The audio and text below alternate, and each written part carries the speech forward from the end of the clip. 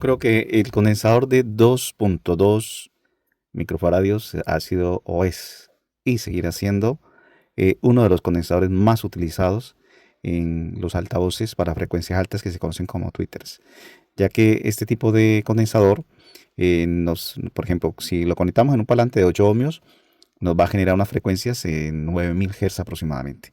Ahí sea el punto de corte. Perdón. Pero hay otros condensadores que nos pueden valer también para ello. Está el de un microfaradio, y se nos eleva mucho más las frecuencias, o el de 0.5 microfaradios, de 2.2, 3.3, 4.7 microfaradios, 6.8 microfaradios, hasta 10 microfaradios nos pueden valer para frecuencias altas. Pero este ha sido el condensador más usado. En la mayoría o en gran mayoría de filtros de cruce, divisor de frecuencia o conexiones que se hacen de manera individual donde ponen los condensadores, por lo general se trabaja con el condensador de 2.2 microfaradios. Pero en el parlante de 8 ohmios, si es que queremos trabajar a 9000 Hz aproximadamente. Y si es un parlante un poquito más pequeño que este, o si es de 4 ohmios, esa frecuencia, o sea, el corte se va a hacer en un punto más elevado, mucho más elevado. Entonces, lo interesante es ir aprendiendo, ir conociendo. Lo mismo para por ejemplo, una bobinita, esta bobinita de paso bajo, esto estaba en un filtro de cruce, yo la monté aquí. Esta bobina venía a 3.3 milihenrios, trabaja muy bien, podemos trabajarla con cualquier parlante, nos suprime bastante frecuencias medias, bastante frecuencias altas y nos genera bastante bajo. Que si yo la quiero de más potencia, pues lo único que tengo que hacer es poner un alambre más grueso. El valor en milihenrios tiene que ser el mismo. Si le aumento los milihenrios me va a generar mucho más bajo, pero también hace una oposición, ¿no? Se va a dar una resistencia. Y muchas veces pues no queremos que tumbe mucho, sino que trabaje bien. Si no usamos la bobina sola, pues la vamos a complementar con un condensador y eso nos ayuda a tener un buen filtro de cruce paso bajo. También quería decirles que antiguamente, cuando yo empecé el canal, yo hacía muchas locuras, yo cometí muchos errores y a pesar de que lo había trabajado hacía muchos años.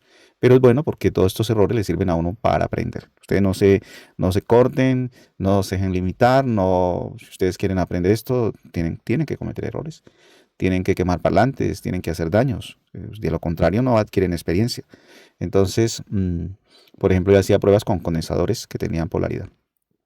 Y resulta que los condensadores que tienen polaridad son condensadores que valen únicamente para la corriente continua. Y la corriente que llega a un parlante, la corriente que entra, por ejemplo, a un tweeter o un parlante que tenga una bobina se llama corriente alterna. Es una corriente que trabaja en ambas direcciones. La corriente directa no, la corriente directa trabaja o continua trabaja en un solo sentido. Entonces nosotros podemos probar un tweeter con un condensador de estos y nos va a sonar, pero al final esto terminará dañándose porque no está preparado para trabajar con corriente alterna.